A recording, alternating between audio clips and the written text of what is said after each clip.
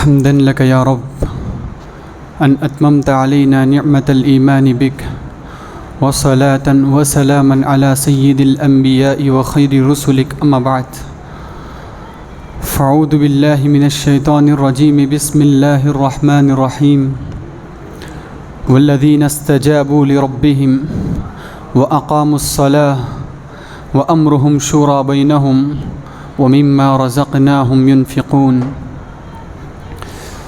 محترم حضرات، آپ لوگوں کا زیادہ وقت نہ لیتے ہوئے مختصر سے الفاظ میں اسلام کی ایک بنیادی تعلیم سے میں آپ کو آگاہ کر دوں۔ دیکھیے، جہاں تک عبادتوں کا معاملہ ہے،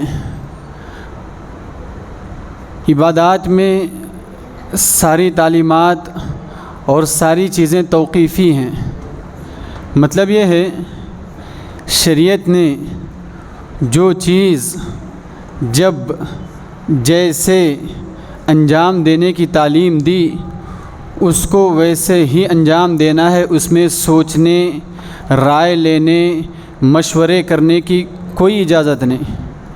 اب رہی بات معاملات کی، عبادات سے ہٹ کر معاملات جس میں لین دین ہو، آپس سے جڑی ہوئی چیزوں ہوں، یا دیگر اور چیزیں یا دیگر اور تعلیمات ہوں، تمام کی تمام چیزوں میں شریعت نے جو تعلیم دی، جیسے کرنے کو کہا، اسے ہو بہو ویسے بجا لانا ہے۔ ہاں، وہ چیزیں جس میں شریعت کی کوئی تعلیم نہ ہو، شریعت کی کوئی رہنمائی نہ ہو، اور کسی چیز میں اجتماعی مفاد جڑا ہوا ہو، ایسی چیزوں میں شریعت نے مشورہ کرنے، آپس میں ایک دوسرے کی رائے لینے کی تعلیم دی۔ دیکھیے، مشورہ یہ شریعت کی تعلیمات میں ایک اہم تعلیم ہے، کیونکہ مشورے سے اجتماعی مفاد وابستہ ہوتا ہے، معاشرے میں امن قائم رہتا ہے۔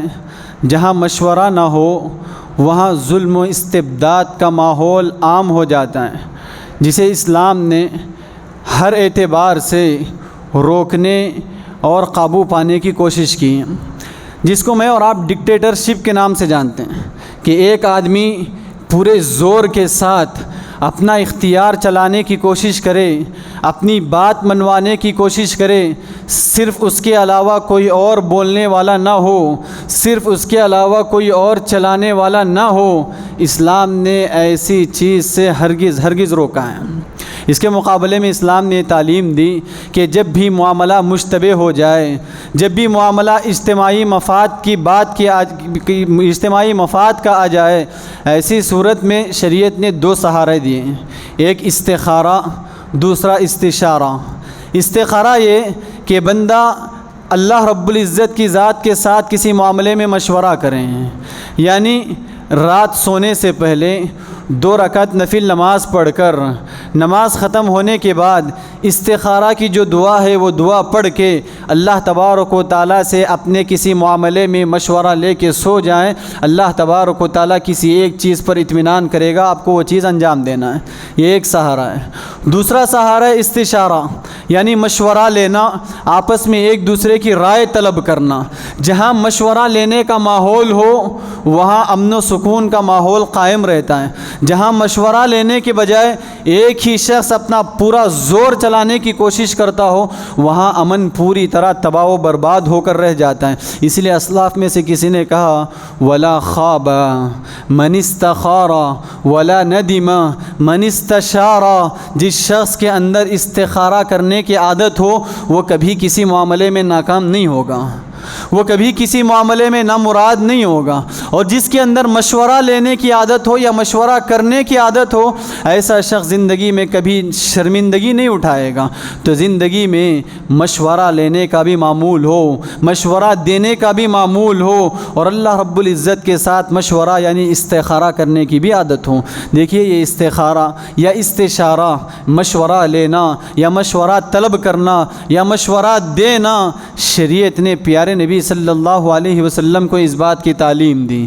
خود اللہ تبارک و تعالیٰ نے پیارے نبی کو اس بات کی تعلیم دی، کہا وَشَاوِرْهُمْ فِي الْأَمْرِ فَإِذَا عَزَمْتَ فَتَوَكَّلْ عَلَى اللَّهِ، کہا فَبِمَا رَحْمَةٍ مِّنَ اللَّهِ لِنْتَ لَهُمْ وَلَوْ كُنْتَ فَظًّا غَلِيظَ الْقَلْبِ لَانفَضُّوا مِنْ حَوْلِكَ۔ پیارے نبی صلی اللہ علیہ وسلم سے اللہ تبارک و تعالیٰ نے کہا اے پیغمبر دیکھیے آپ کے اندر اللہ کی طرف سے احسان ہے کہ نرم مزاجی ڈال دی گئی، آپ کی نرم مزاجی اور نرمی کی بدولت آپ کے اطراف اتنی صحابہ کی بھیڑ جمع ہے، اگر آپ سخت مزاج ہوتے، درست مزاج ہوتے تو یہ لوگ آپ سے بھاگ جاتے، آپ سے دوری اختیار کر لیتے۔ اب کیا کرنا ہے؟ اپنے اطراف جمے ہوئے لوگوں کو ساتھ میں قائم رکھنا ہے، ان تمام لوگوں کو اپنے آپ سے بدظن ہونے میں بچانا ہے، آپ سے دور بھاگنے سے ان کو کنٹرول میں رکھنا ہے۔ کہا وَشَاوِرْهُمْ فِي الْأَمْرِ، دیکھو جو لوگ آپ کے ساتھ ہیں، آپ کے صحابہ ہیں، ہر معاملے میں ان سے مشورہ لیا کرو، ہر معاملے میں ان سے مشورہ کیا کرو۔ مشورہ کرو گے، سب کی رائے کو مد نظر رکھ کر کوئی فیصلہ کرو گے تو سب تمہارے ساتھ جڑے رہیں گے۔ مشورہ کرنے کے بجائے صرف تم اپنے حکم چلانے کی بات کرو گے تو سب لوگ تم سے دور ہو جائیں گے۔ خود اللہ تبارک و تعالیٰ نے پیارے نبی کو اس بات کا حکم دیا۔ اور دیکھیے آپسی مشورہ کرنا، آپس میں ایک دوسرے کی رائے لینا، یہ اہل ایمان کی پہچان بتائے گی۔ اللہ تبارک و تعالیٰ نے قرآن مجید میں مومنین کے اوصاف بتائے تو اس میں سے کہا وَأَمْرُهُمْ شُورَى بَيْنَهُمْ، اہل ایمان وہ ہیں جو اپنے تمام معاملات کو آپسی مشورے سے نمٹاتے ہیں۔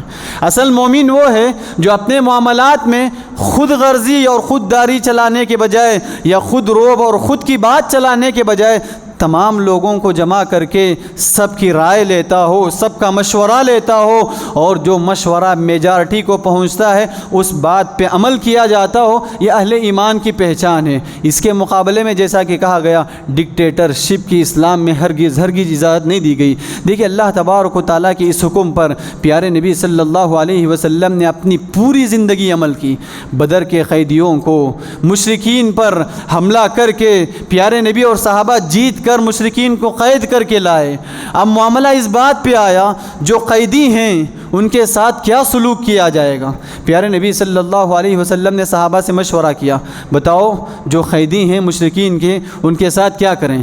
یا ان کو مار دیا جائے، یا فدیہ لے کر چھوڑ دیا جائے، یا کوئی اور راستہ ہے؟ پیارے نبی نے صحابہ سے مشورہ کیا۔ ابو بکر رضی اللہ عنہ نے مشورہ دیا، اے اللہ کے نبی فدیہ لے کر چھوڑ دیا جائے تو بہتر ہے، رہا کر دیا جائے تو بہتر ہے۔ حضرت عمر نے کہا اے اللہ کے نبی کافر و مشرک کو ہرگز نہیں بخشا جائے گا، یہ لوگ اسلام کے خلاف، مسلمانوں کے خلاف تلوار اٹھائے ہیں، اس تلوار کو ہرگز چھوٹ نہیں دی جائے گی، ان کو مار دیا جائے گا۔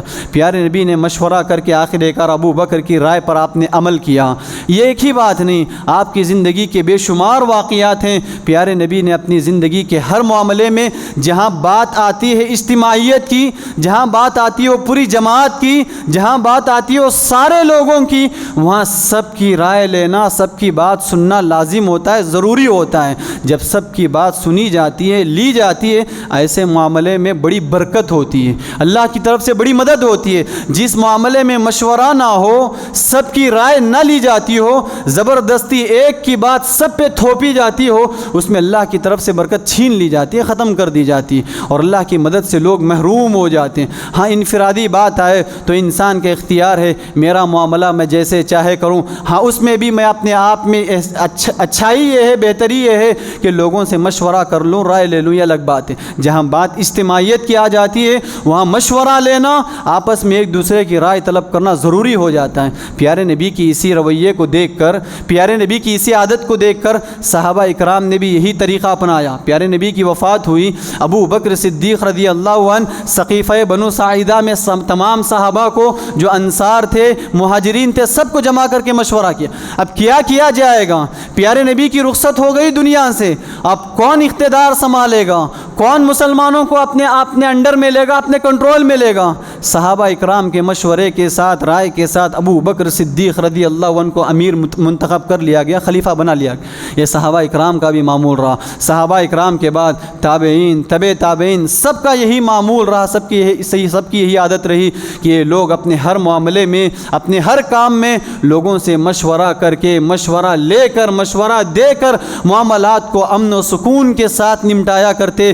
دیکھیے اجتماعی مفاد ہو، اگر اجتماعی کوئی معاملہ ہو، پوری جماعت کا کوئی معاملہ ہو، وہاں رائے لینے کے بجائے اگر ایک ہی آدمی اپنی بات چلانے کی کوشش کرتا ہے تو لوگوں میں انتشار پیدا ہو جاتا ہے، جماعت میں پھوٹ پڑ جاتی ہے، جماعت کے لوگوں میں دوریاں پیدا ہو جاتی ہیں۔ جہاں بات اجتماعیت کی آ جائے لیکن مشورہ نہ لیا جائے، جہاں بات جماعت کی آ جائے لیکن رائے نہ لی جائے، ایسی صورت میں پوری طرح جماعت بکھر کر رہ جاتی ہے، ٹوٹ کر رہ جاتی ہے۔ اسی لیے ضرورت اس بات کی ہے کوئی بھی معاملہ طے کرنا ہو جس میں شریعت کا کوئی حکم نہیں، شریعت کی کوئی رہنمائی نہیں، ایسی صورت میں تمام لوگوں کو جمع کریں، تمام لوگوں سے رائے لیں، ہرگز کسی کو کمتر نہ سمجھیں۔ ہو سکتا ہے کسی ایک معمولی سے شخص کی رائے بھی ہمارے کام میں بڑی بہتری کا سبب بن جائے، بڑے اچھے نتیجے کا سبب بن جائے۔ اسی لیے مشورہ لے کر معاملات طے کرتے ہیں، اگر نقصان ہو بھی جائے تمام لوگوں کا ساتھ ہوتا ہے، تمام لوگوں کی مدد ہوتی ہے۔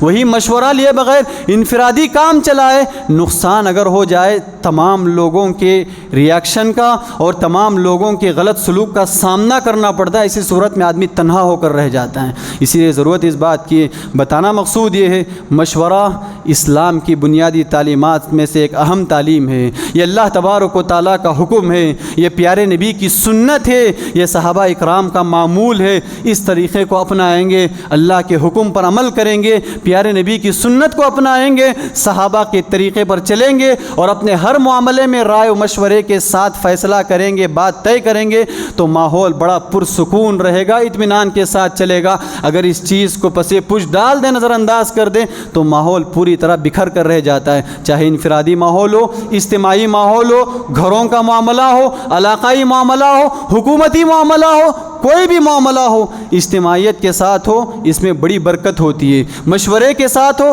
اللہ کی طرف سے بڑی مدد ہوتی ہے۔ لیکن ہاں انفرادی بات آئے، اللہ نے یہ بات کہی فَإِذَا عَزَمْتَ فَتَوَكَّلْ عَلَى اللَّهِ، اے پیغمبر دیکھیے آپ مشورہ سب سے لیجئے لیکن کام وہی کرنا جس پر آپ کو یقین ہو۔ فَإِذَا عَزَمْتَ، جب آپ کسی بات پہ یقین ہو جائے، آپ کو کسی بات پر آپ عزم کر لیں یہ کرنا ہے، تب اللہ تبارک و تعالیٰ کی ذات پر بھروسہ کر کے کام کو کر جائیں، اللہ کی طرف سے بڑی مدد ہوگی۔ تو مشورے کے بعد کسی ایک بات کو طے کرتے ہیں، اس کو طے کر لینے کے بعد اللہ کی ذات سے بھروسہ کر کے اگر کام کر جائیں، اللہ تبارک و تعالیٰ کی طرف سے بڑی مدد ہوتی ہے۔ لوگ گرچہ کہ اس کو ناپسند کرتے ہوں وقتی طور پر، بعد میں مشورے کا فائدہ یہ ہوگا اور مشورے کی برکت یہ ہوگی، سب کے سب اس کے فوائد اور نتائج کو دیکھ کر راضی ہو جائیں گے، خوش ہو جائیں گے۔ دعا ہے رب العزت سے کہ اللہ تبارک و تعالیٰ اسلام کی اہم تعلیمات کو سمجھتے ہوئے ان پر عمل پیرا ہونے کے اللہ مجھے اور آپ کو توفیق دے۔ اللہم آمین، وآخر دعوانا ان الحمد للہ رب العالمین۔